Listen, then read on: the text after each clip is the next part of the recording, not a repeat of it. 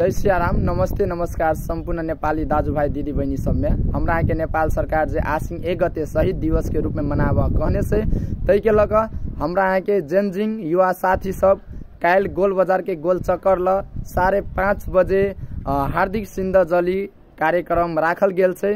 शहीद युवा साथी सबके लग जे हमरा के जेनजिंग आंदोलन में काठमांडू में जे 50-51 जना के संख्या में जान जा चुकल छे तै के लग हार्दिक सिन्धजली कार्यक्रम राखल गेल छे। अपन जेनजिंग युवा साथी इष्ट मित्र द्वारा अइमे संपूर्ण दाजु भाई दीदी बहनी नगरवासी ग्रामवासी सब गोटे भारी मत में सहभागी भक शहीद सबके स्वर्गवास होए अमर रहे कहिक अपन वीर गोर्खाली सब अमर रहे कहिक अपने सब हार्दिक सिन्धजली कार्यक्रम में सहभागी जना देवे जे अपने सब हार्दिक अनुरोध और आमंत्रित करे छी और अपने सबके समक्ष में मोबाइल नंबर से छोड़ दै छी।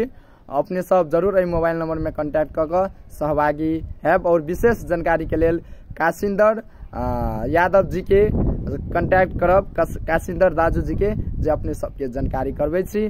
जय सियाराम।